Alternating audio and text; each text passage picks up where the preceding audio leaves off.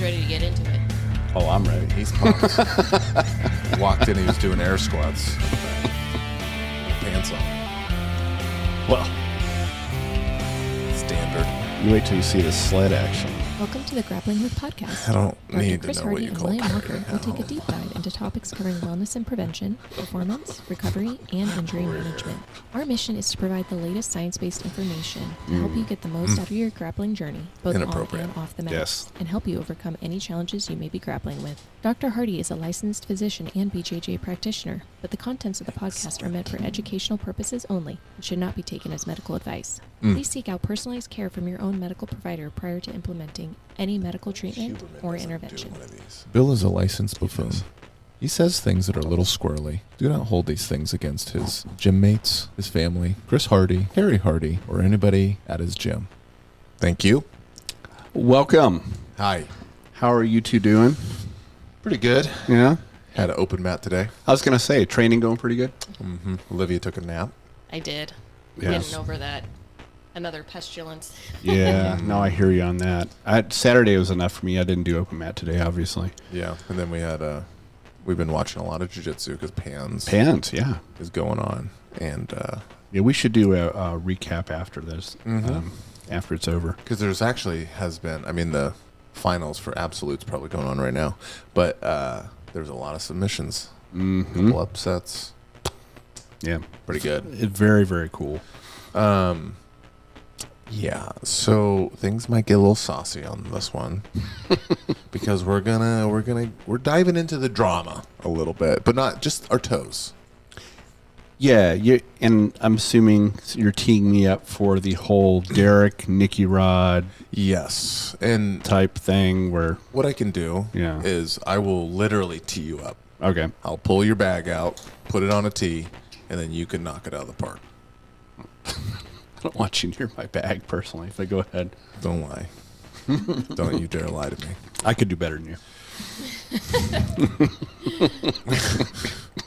I don't know what that means, It's but I'm okay. here. Let's go. So there's been a little bit of drama in the jiu-jitsu world, which we're not going to get into that too much. Yeah, I don't like it. I don't like drama. Yeah, it's true. And Gordon Ryan, best grappler in the world right now, basically, is beefing with his former teammate, Nick Rodriguez, also known as Nicky Rod. They're both yoked and just jacked to the gills. You would assume both are just juiced to the titties. And Gordon actually started calling Nicky Rod out for doing that. Nicky Rod started calling Gordon out. Yeah. So, Derek, he's a very famous YouTuber. From More Plates, More Dates is his YouTube channel. He does a lot of stuff with steroids, TRT, and all that with Determine body. if people are natural or not. Yeah, that he type does of his thing. natty or not thing, which he tries to just break down stuff from a visual perspective. Yeah. He is a co-owner of the Merrick Clinic in Canada, I believe. Okay. Where they have some endocrinologists, naturopaths, and stuff like that. But he can break down data pretty well. But there could be, this is where I'm teeing you up, is a little bit more depth to some of the information that he gets. Now, they proposed that Nicky Rod takes a blood panel and it would be paid for. Just Nicky Rod needs to show up. They had a third-party person. Derek knew a guy in Texas that could show up with him to make sure it was him that did the blood, had the blood draw at LabCorp. And they would analyze it because he's pretty good about identifying markers that would show previous steroid use or anabolic use or something like that, or even TRT. Performance enhancement in general. that Yeah. sort of stuff. It seems to be his wheelhouse. Yeah, that's his main deal. Yep. And so Nicky Rod said, "I'm good. Let's do it." And he was calling the bluff, right? Like, Yeah. Go ahead and test me. And that was pretty telling because Gordon and him just competed maybe a month and a half ago. So the likelihood that he was cycling, like Gordon said, and then he has nothing in his system right now would be pretty low. Right. because you're not expecting to get called out randomly. Correct. So, did the test. Derek got the results and had a 45-minute video going over his whole panel. Yeah, I watched it. Yeah. And he didn't just go over the PED side. There was some things in there that and I'll link that video in the description. So if someone is so inclined, I recommend starting it at about, I think it was the 14-minute mark or 13:30 or something like that. Yeah, because the first 13 minutes is what I just told you about the drama. Right, He's way more in depth about it. Now, in this panel, besides the PED stuff, which from his perspective, from what he can tell, and he's very vocal about this, that this is from what he could tell. This doesn't absolve him from any steroid use. But it looks pretty clear that he's a natural athlete in that moment, that snapshot. It didn't seem it was consistent with a lot of anabolics or anything like people that. blasting gear, as he says. Yeah. But our bugaboo, your bugaboo, is he came out saying that Nicky Rod has massive health issues. Yeah. So I'll go ahead and start. First of all, your bag is in my hand. I'm not going to shit on Derek because he did come out and say, look, I'm not a doctor. These are just my opinion. So, I'm not, I'm not holding him to that standard. What I did notice then, after I watched the video, I saw these other people were basically taking what he was saying at gospel, basically saying that Nicky Rod's, unhealthy. And I took some notes during that video by looking at the labs, which he did put up on the screen. It wasn't just him saying it. He actually put up the lab results. It's very transparent, which is really nice. So what I thought I would do is kind of go through this, tie it together, and I can tell you what I think may be going on, knowing what we know and who this patient is. Because these results from Nicky Rod, I might have a very different take on than someone that was not an elite athlete. Like Brian Black Belt Boots at the gym. Who's barely walking half the time. Literally. Yeah. We call them slippers now. We don't call them boots. Look at you. I know. So, again, this is not, I'm not dogging on Derek because he did give a disclaimer. But I'm going to use this to for an educational thing for a lot of people to say, the medical profession in general take lab work like this, and they're very myopic and they're very reductionist. They're going to look at one thing. Oh, his TSH is high. We need to treat his thyroid. His cholesterol is terrible. We need to do that, And I think I have something that kind of ties it all together, especially looking at who Nicky Rod is, of course. And as an elite physical specimen. Well, and it also helps to have a doctor that I don't know knows the sport. Okay, I'm not saying I'm an elite athlete, but I am a BJJ black belt, right. So I do know the sport. I know especially at that level, what that training can do. Workloads. Yeah, exactly. So because you're not just a physician, you're a certified strength and conditioning specialist. Yeah, but I mean, you have a background in more than just being a doctor. And I try to actually keep actually and understand stuff. Yeah. Instead of some fat doctor telling people they should get in shape. You don't wear pleated pants, do you? No. You just looked at me a little shy. No pleated khakis? No, I have no pleated khakis. Okay, good. Because that's like the stereotype of a fat doctor. Yeah. They're going to have pleated khakis, and then the pants fit all crappy. Ugh. Yeah, with loafers. Oh, my God. No. If you ever see me doing that, just shoot me. Okay, so let's go ahead and start. I have to put on my nerd glasses so I can read my notes. So I'm going to go down in order. I'm going to go through kind of the highlights of the findings on the labs. Okay. His TSH, or thyroid stimulating hormone, was greater than 4. It was 4 point something. It is out of the normal range. It is on the high side. It's certainly not like, oh my gosh. I've seen TSHs with people with hypothyroid that have been crazy high. What is crazy? My brother had one of 100. Okay, and he had Hashimotos thyroiditis, undiagnosed for a long time. Carrie got him squared away now, thank goodness. Sorry, Jay, for putting your on blast. But my point is, yes. he doesn't care. Yeah. But but I've seen it very high. So this is just above and I would also argue that normal ranges, you got to look at normal ranges of lab values of that population they're getting these lab values from. They may or may not reflect the general healthy population. Okay. So that being said, it still is on the high side, but it's not crazy high. His thyroid hormone, or T4, was normal. Okay. I'm going to come back to all this here in a second. I'm just kind of highlighting it. What I did notice is they did not draw a free T3 or a reverse T3. T4 is what's produced by the thyroid gland. It's converted into T3, which is the actual active hormone that acts on the receptors of the body that does what what thyroid is supposed to do. It's the action molecule. T4 is an intermediate. T4 is also the thing that goes back up to the hypothalamus in a feedback loop to kind of communicate when we had enough or not enough to regulate TSH production, because TSH is produced by the pituitary to stimulate the thyroid to produce thyroid hormone. So if TSH is high, the idea is it's really working hard to stimulate the thyroid, and the thyroid's underactive. Does that make sense? It's like trying to knock on the door louder so the levels go up. Okay, but remember the T4 was normal when they checked it. So we'll come back to that. High total cholesterol, which whatever. I mean, it can be something. If you guys, I would encourage everyone to go back to our episode on cholesterol, like 10 or 11. I forget what episode it was. We can do a deep dive into that stuff and what it means. It might be good to look back on. What I did like that they drew was their apolipoprotein B,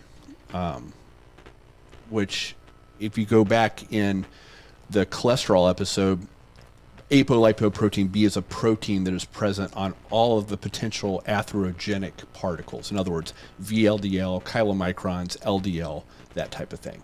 HDL does not have apolipoprotein B. So when you do that, if you remember that the visual I had a red little tape around the cup. Yeah. That was the ApoB.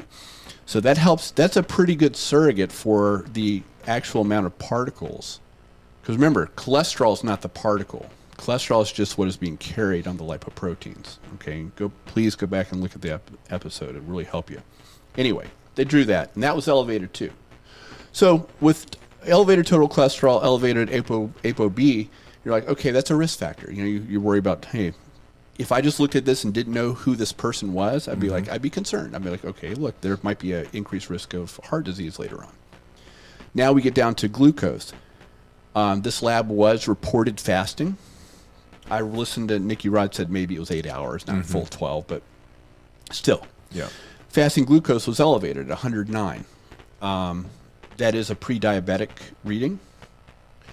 Hemoglobin A1C was 5.7, barely above normal, technically at the very bottom end of what we call pre-diabetic.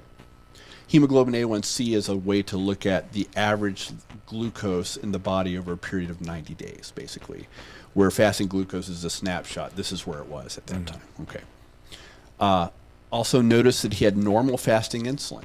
That's important too. If someone has advanced type 2 diabetes or getting that way, their insulin's going to be, the pancreas is going to try to pump out more and more insulin to get it to, because type 2 diabetes is an insulin resistance problem. So your pancreas is pumping out more and more insulin. So you would expect that fasting insulin to, if he was frankly on the way to diabetes, for it to be high. Yeah. And it wasn't. Okay. He did have what I call suboptimal. He had in the 20s vitamin D. It's really important, especially for athletes. You should get that addressed. There's all kind of, get increased sun, supplement if you need to. Which is kind of funny because he's all about that shirt off life.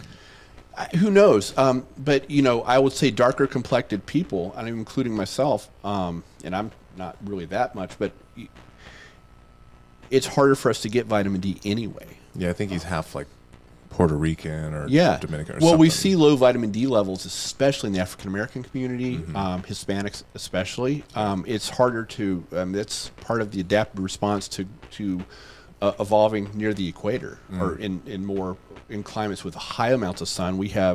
It's harder to get vitamin D because you don't want to get too much, right? It's a part of the feedback. And when people that from that ancestry move up north, they have a harder time. They become vitamin D deficient. This isn't terribly deficient, but it's certainly, I would like to see it usually with people in the high 40s and 50s. Anyway, so let's look at all these together. Now, increased TSH. And Olivia, you were talking to me about what the heck's going on there, right? Mm-hmm. She was calling your bluff. Yeah. So what I would suspect, and this is where it's very important to say, who are we talking about? We're talking about an elite athlete who competes quite a bit, and I'm not there with him, but just from what's on video, his training regimen, hardcore, right? I mean, this is no joke. There's weight training, there's jiu-jitsu, and there's no rest days, or very little. Right. Yeah.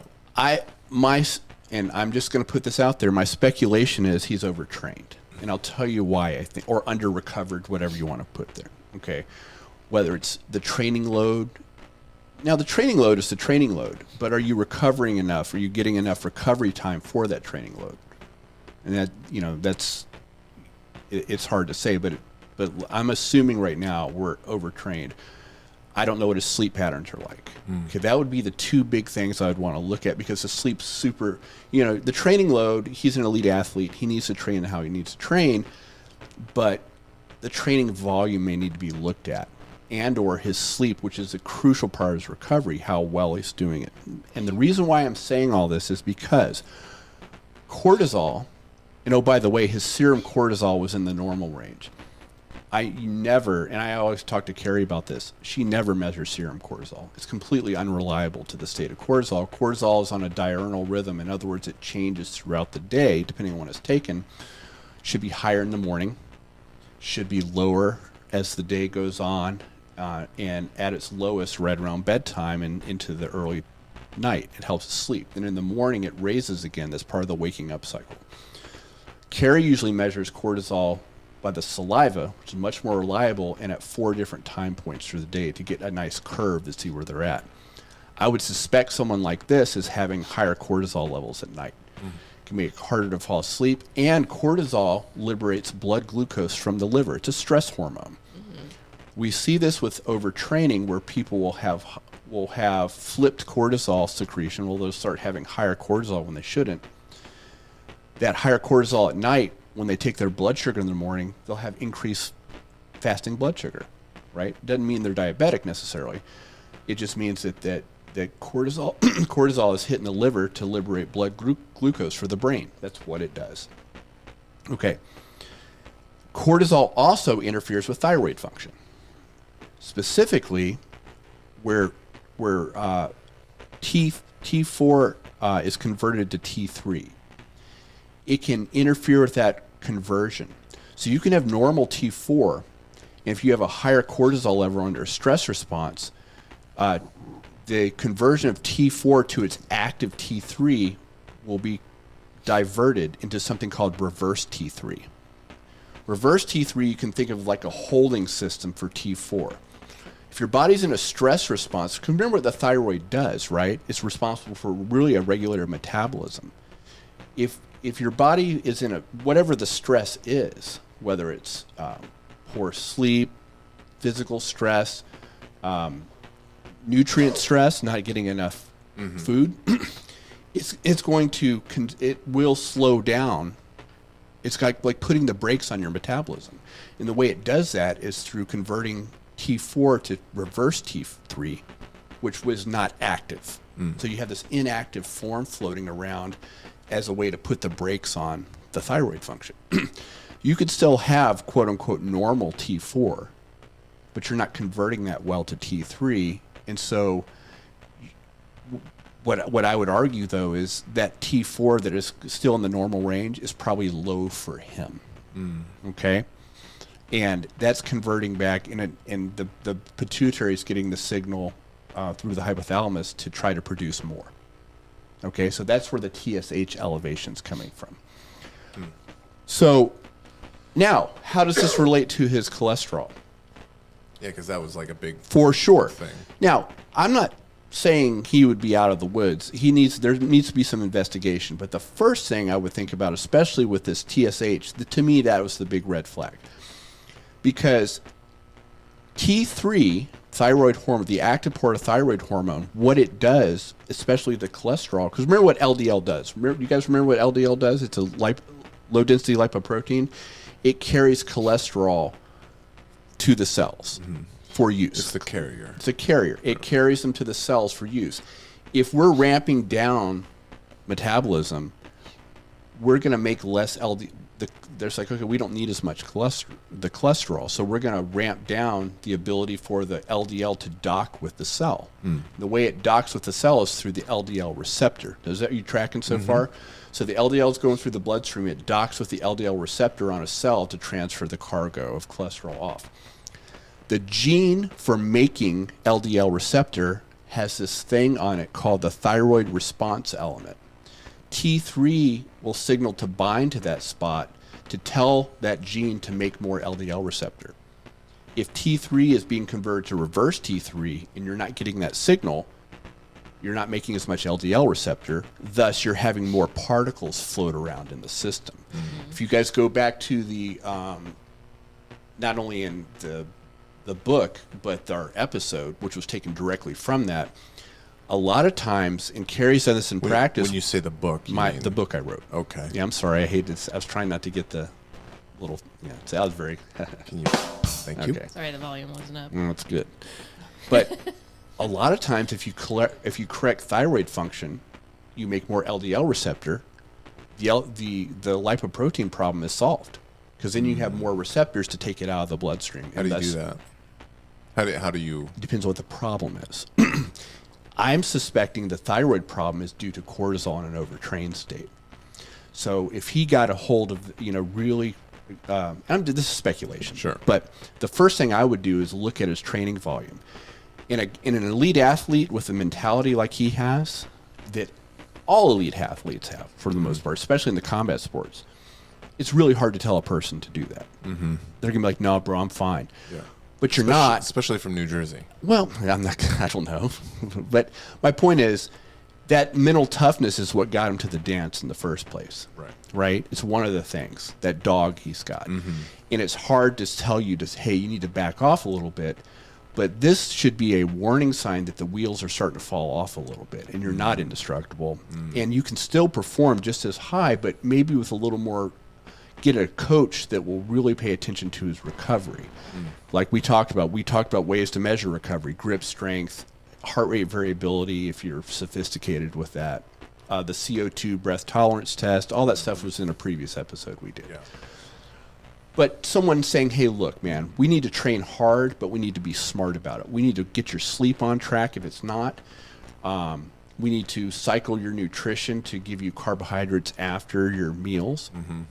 After your training, your hard training, and kind of back off maybe a little bit when you're doing more of a recovery day. One of his teammates did say they saw him eat In-N-Out for the last 8 days straight. Wasn't that sure? But I mean, this isn't all, but that all can be cleaned up for sure. But I would suspect that training load really needs to be looked at, and his sleep would need to be looked at very heavily, because if you start getting cortisol under control, and by the way, there's some things to help do that as well too that Carrie can talk about. There's some phosphatidylserine, things like that, but you would need to have a 4-point salivary cortisol at different times of the day to see what your levels are doing at different times of the day.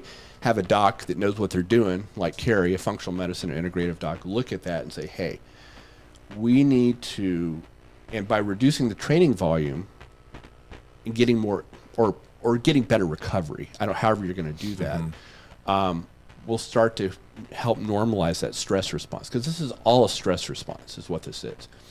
And if we can do that, I would be shocked if we didn't see an improvement in conversion of T4 to T3 and not reverse T3, TSH go back down to normal level, and oh, by the way, the lipoproteins correct more favorably. There may be some dietary stuff too that should be cleaned up. Sure. For sure. And then you're fasting, without cortisol. The reason why I'm suspecting all this is because that morning fasting glucose is high, and I'm suspecting on a fasting, there's probably a cortisol response. Like I said, putting more glucose in the bloodstream, especially with normal fasting insulin. It doesn't have a picture of a diabetic. Now, over time, I mean, I've seen shift workers that have circadian disruption, i.e. poor sleep, develop diabetes even with good other habits, right? So long term, this is not a sustainable, whatever he's doing now, it's just not sustainable. Vitamin D2, is another ancillary thing you'd want to try to normalize. So the big thing from like a health risk that they kept talking about was the heart disease stuff. Sure.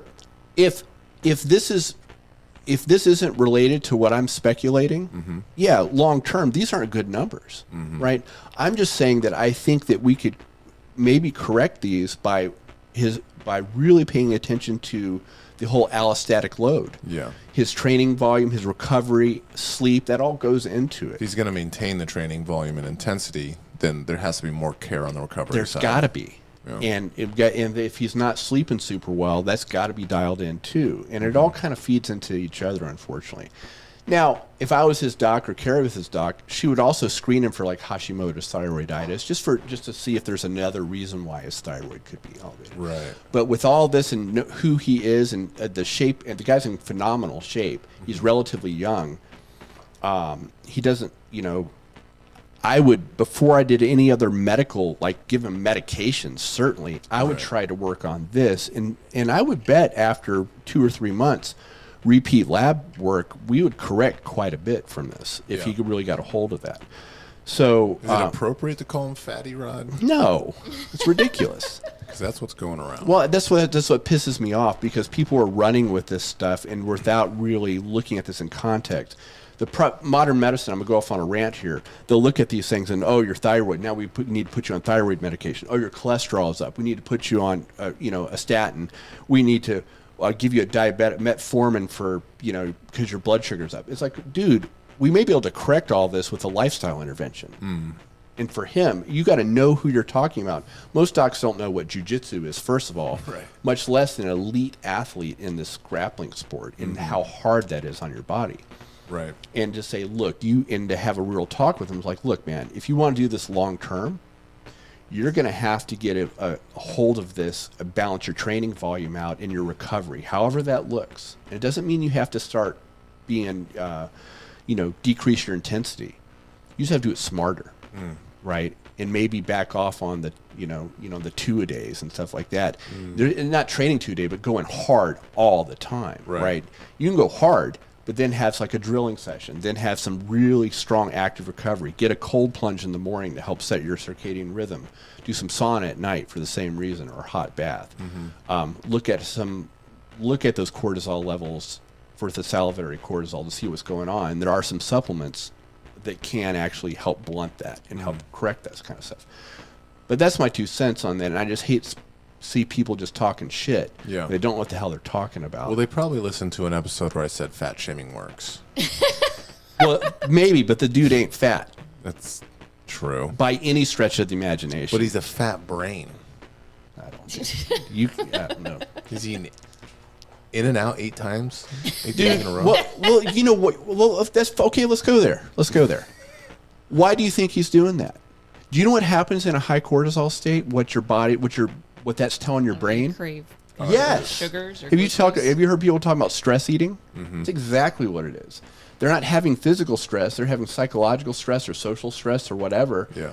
Poor sleep, and that stress system is telling the brain, we need to eat. We need to conserve what we have, and we need to get some more food in. Just crush like 4 burgers. Of course.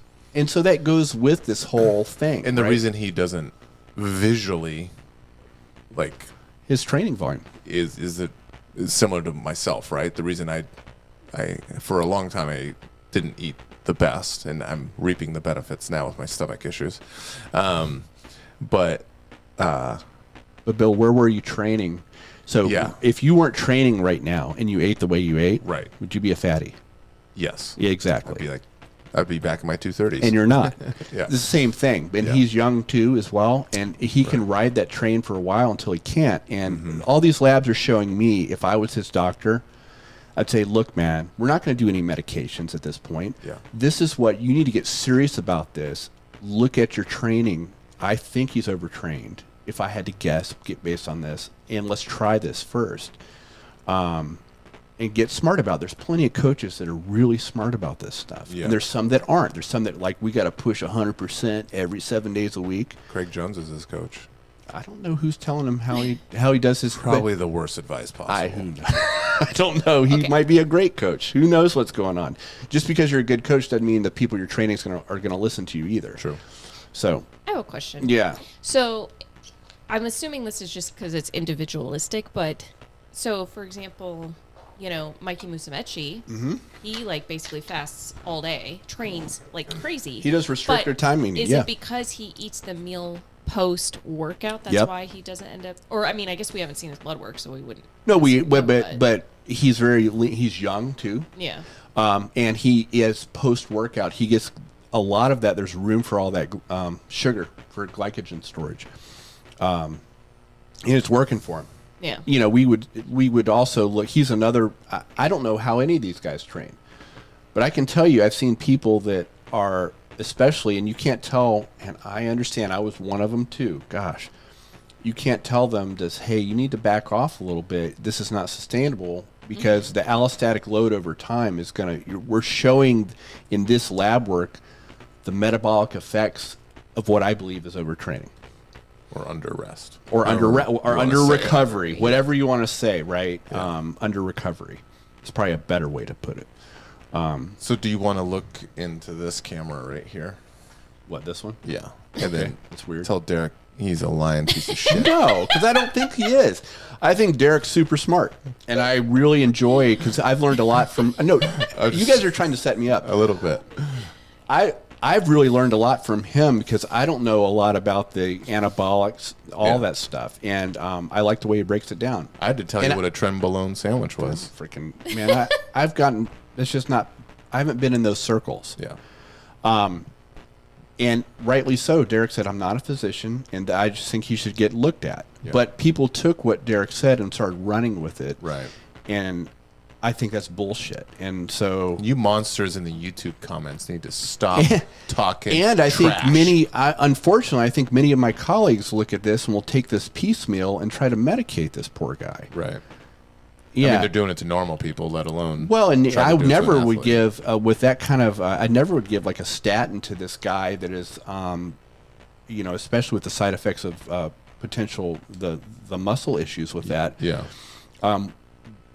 When we could try something that I think will take care of everything because it's all related the way I talked about it. Mm-hmm. And so that's kind of my 2 cents on this. And I think I'm using this almost as a rant because I'm very frustrated with the way medicine is practiced in general, and we're not looking at this as a systems approach. Right. And I think that's the bottom line, is it needs to be looked at more of a system. Yeah. Instead of this, you're like, oh, I'm going to go to the gastroenterologist, I'm going to go to the dermatologist. Not that there's not a place for that, but it's just like we've compartmentalized medicine way too much. I mean, you sound like that. Remember that one guy? His video went viral where he has like a blanket over him and says, "Leave Brittany alone." You remember that? No. And he's like crying. No. You know what I'm talking about, Liv? Yeah. Like literally yelling, This is crying. like early YouTube videos. Yeah, early YouTube. Okay. One of the first viral videos. He was mad that journalists and fans were like being mean to Britney Spears. Oh. And I think it was a very delightful gay trans man, maybe. And you just remind me in this moment of him. Okay. Whatever works, man. I'll take it. Leave Nicky alone. Yeah, please. Is Ways to Well integrated? Do you know medicine? Yeah, and they do a lot of, so I'm not going to speak out of turn. I know they do a lot of regenerative medicine stuff, like Carrie does as well. I don't know if they do this kind of thing. I know, like, Peter Attia does this type of thing. I mean, that's because I think Nicky Ryan goes to them for stuff. I know Gordon does, but his teammate might, so that might be a good place to start. Well, I don't know. I don't know if they're like a big regenerative medicine practice for orthopedic injuries, or they do actual, more functional medicine stuff too. Right. I don't know. I mean, Carrie's all over this kind of stuff. Yeah. This is kind of what she does. If they're in his area in Texas, then that might be a good place to start. Maybe. Find a functional medicine doctor. There's plenty of them around that just don't let them order a billion tests. Right. But yeah, does that make sense? Did that answer your questions, Olivia? Yeah. That you were trying to get out of me? Well, so I I do have another question. So if he did, like, obviously they should test to make sure he doesn't have Hashimoto's, right? Yeah. Like, okay. But if he did, Uh-huh. don't people with Hashimoto's have an even lower tolerance of intense training where they're more likely to be overtrained? Stress in general. Because remember, many of our Hashimoto's thyroiditis is autoimmune disease. In most of these things start in our gut. And so stress, whether it's, allostatic load in general, whether it's whatever it's from, either a direct inflammatory thing like gluten for some people that disrupts the intestinal barriers, the tight junctions, then you start getting things through in a form that shouldn't get through. The immune system recognizes it, and some people, due to genetics, it starts recognizing it as thyroid. You start generating autoantibodies to the thyroid, and a lot of times fixing gut stuff helps too. There's also like low dose naltrexone. Care is used very, very favorably to reduce Hashimoto's, and that helps reduce the neuroinflammation, which all that stuff is up in your brain, not your thyroid, but your hypothalamus and pituitary. Okay, this is a side tangent, like question. This has nothing, well, kind of does, but I was recently going through Instagram, and there's a lady, and I know you're not a skin doctor, but she was trying to say that skin issues don't start in the gut, they start with the nervous system. What are your thoughts on that? Okay, that is the dumbest thing I've ever heard of, and I'll tell you why. The enteric nervous system, she's saying they start in the nervous system. Yeah. Yes. Do you know the gut has just as many neurons as the freaking spinal cord? That's why it's called the second brain. You can't separate the two. Yeah. That's dumb. Call her up. No, but this is my point, right? It's like, do you not know that I mean, yeah. Well, and I think I read recently, like, isn't the majority of the two-way signaling the gut to the brain versus the brain to the gut? Isn't, like, the majority of it going from the gut to the brain than the other direction? There's a lot of going from gut to brain. I don't know if there's a percentage one way or another. I think it depends on the physiologic state. I mean, we see this all the time. When you have psychological stress, people start having stomach problems. Mm-hmm. When you have stomach problems, you start having, it is definitely bidirectional. Inflammation, especially via the vagus nerve. Mm-hmm. Yeah. So, of course, it's a nervous system problem, but it's also in the gut. Yeah, I don't know. The gut. All you got to do is go look up gut-skin axis. There's so many papers on that. It's ridiculous. So people, whatever. Well, while you're on a hot one right now, Got me all. what do you got in there? What are you drinking? I don't know. Element. I Yeah, was going to say element. Element. hot kombucha. No, it's Element. Little Bucky. So we had a question come in about. You're like, I'm done with this. Well, Nicky. are you? Are you good? Yeah. Okay, I'm good. making sure you're good. I'm good. Okay.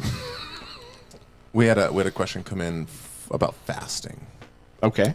They have a family member that has recently done a 7-day water fast. In other words, water only. Yes. Okay. They were just wondering what are the benefits of doing something like that, if there is any. Mm-hmm. I get a lot of people usually do those kind of things, I believe, for religious reasons. Mm-hmm. But I do think that obviously people they'll do 3-day fasts or 24 or 7 for non-religious reasons. Mm-hmm. They feel it's like a cleanse or something like that.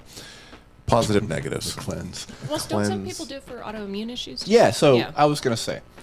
So spoiler alert. Fasting can be really helpful. It helps neurocognitively because after a certain amount of time you'll start switching over to ketone production. Ketones are used as a second energy source in the brain. They're very, very stabilizing. So much so that ketogenic diets, true strict ketogenic diets, has been used to help stop seizure activity, especially in children. Fasting also promotes something called autophagy or self-eating, where your body starts to it's almost like spring cleaning. You got a lot of crap that built up over the winter, and your body fasting autophagy will go around and it will, debris, damaged proteins, mitochondria, things like that. It will start to clean house a bit. And it also activates a lot of the sirtuins, which are the so-called longevity genes that are tied into this. So it can be very beneficial. But 7 days, well, it depends on who you are. Are you an athlete? You got to be real careful with that. Let's say no. Okay. Normal person. Yeah, I mean, but maybe you work out or something, but you got to understand after a certain amount of time, you get in 7 days, you're going to start, at first, the first couple days of fasting, your body will set up some muscle sparing strategies, right? You start going further into that, you're going to start losing a significant amount of muscle mass. You start getting into 7 days, you're going to start cannibalizing muscle. Muscle's very energetically expensive to the body. Similar to Castaway. Sure, the Tom Hanks one you're talking about? Yeah. So, absolutely, muscle's very, very expensive tissue. And at first, muscles tried to be spared, but not at the expense of the brain. Everything, the brain rules all, because, the brain stops working, you're kind of done. But, yeah, there's some real benefits into doing, if you want to do a periodic 2 or 3 day fast, sure. But just know there's a cost if you start going further into that down the road. Your body's going to be like, okay, obviously this fool isn't feeding us. So now we're going to have to kind of Does it ever start so it's ate enough muscle? Does it ever start eating your brain? I think you're going to go into organ failure before then. Because the problem is you're gonna get a protein deficit. Like a kidney will shut down or something? Yeah, it's a bad scene. You're not going to be able to perfuse well. I mean, you're going to organ failure before. Similar to like when athletes are cutting weight too drastically. Yeah, well, that's that's acute renal failure. That's a bad scene too, man. Yeah. No, this is a long drawn out. Starvation would be a horrible way to go. Yeah, right. Yeah, it'd be awful. But I mean, you look at people's experiences that you start getting a week in 10 or into 10 days of that. And you're an athlete and you're trying to do like jujitsu, you basically you're going to lose a lot of muscle mass. Well, I mean, we are running right now into the Ramadan. Sure, it just started. So yeah, but that's not complete fasting. They still, they have windows that they can. Yeah, and time restricted eating is different.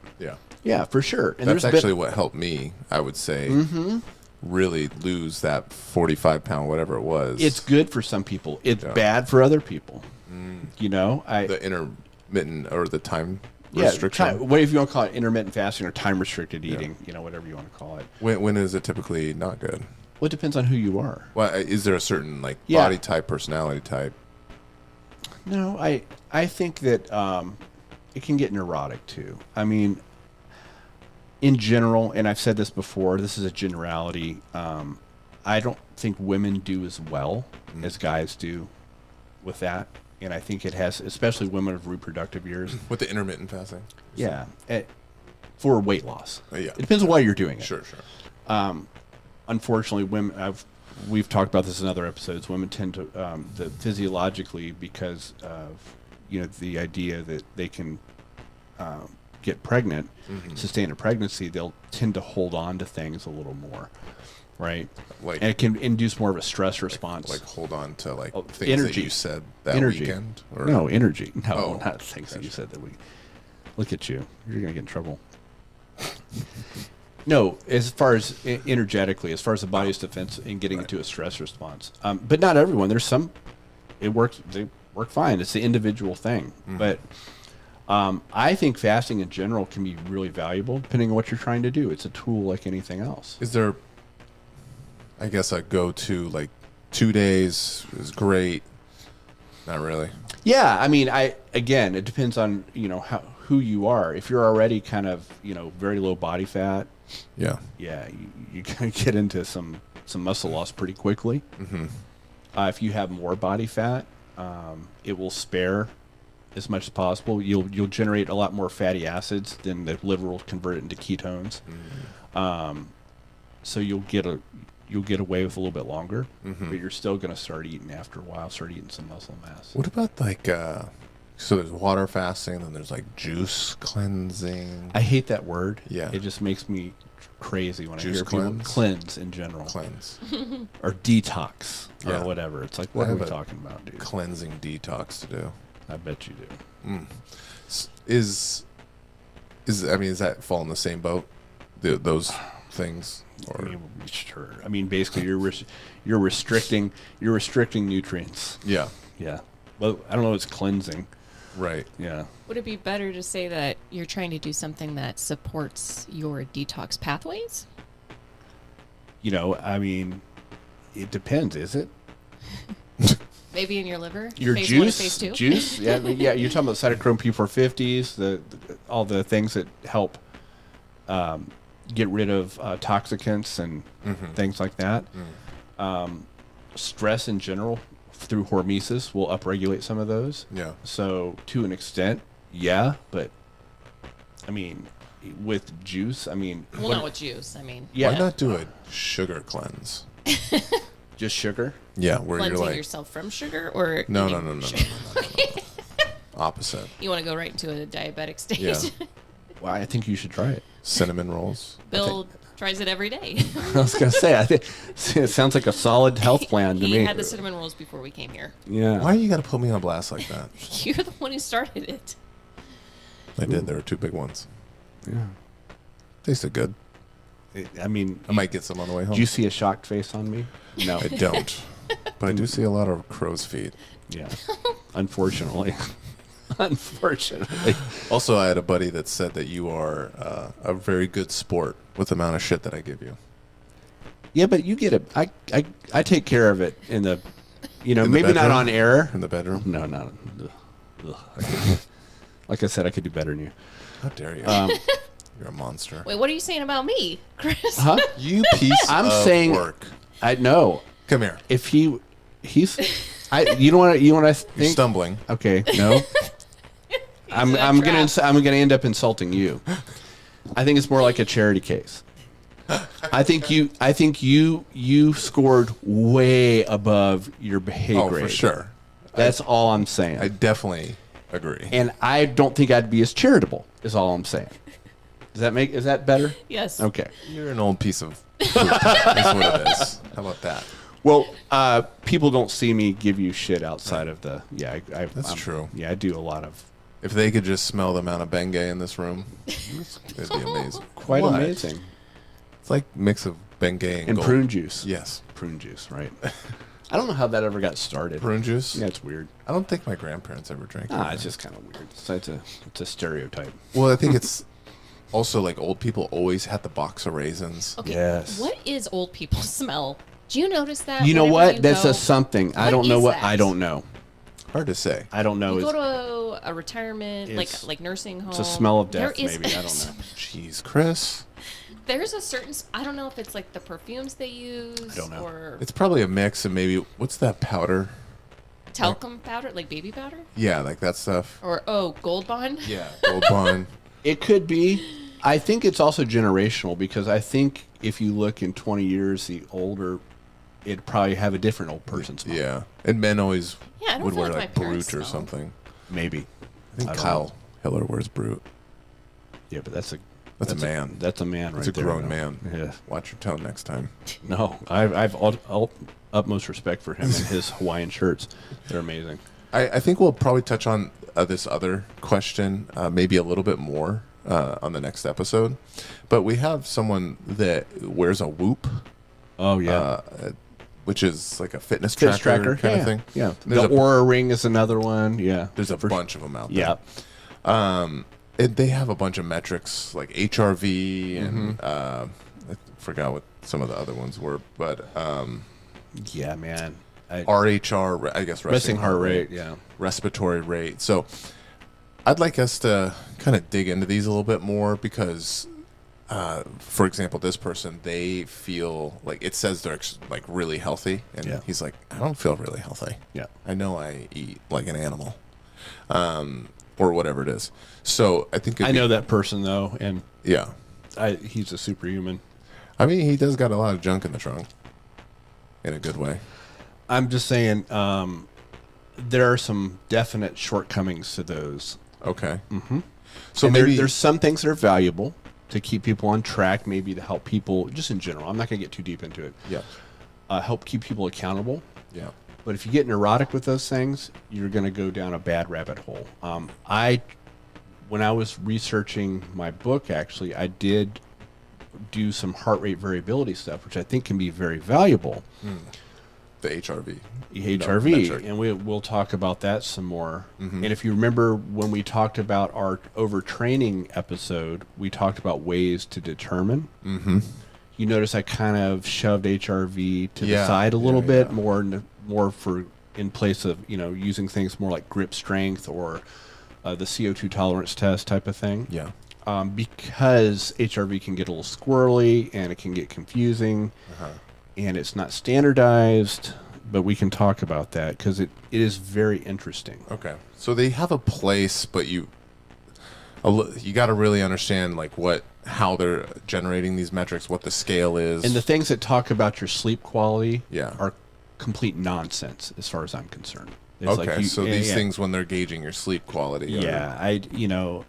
It's not very good. The only way to look at that is in a sleep lab where you're looking at your sleep stages in real time, where you can actually see if they're getting delta sleep, and you know what I mean. These are all surrogates like limb movement and things like that. And so, if people are listening, if you can make a comment like on YouTube or whatever, message us. If you guys use like a Whoop or what was the other one? Like an Oura ring. Oura ring. Fitbit can do it too. Fitbit. Yeah, for sure. If you guys use, or even your iWatch. Yeah. If you use, let us know.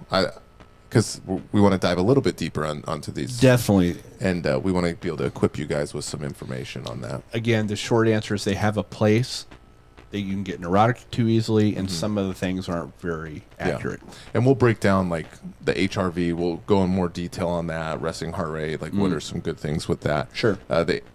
Like he already said that with the HRV thing, it's an interesting thing to talk about, though. Yeah. So theoretically, it's very, very cool. So, let's table that. Okay. Yeah, we'll do that on the next episode. But if people can comment if they use one of these and which one, I think that would be good because maybe there's one that we can look at that is doing some things that the others aren't, or maybe we'll just tell you you're wasting your money and it was a horrible gift that you got. Other than that, I think that's it. That's it for me. Yeah, we got pans. We'll do a little review next time, a little bit more Jiji Sutak. And I think that's it. So comment, like, share it if you like us. we love it when we get new comments. Or like us if you share. Or like us if you share. If you think he's old, like this video. See y'all. Peace.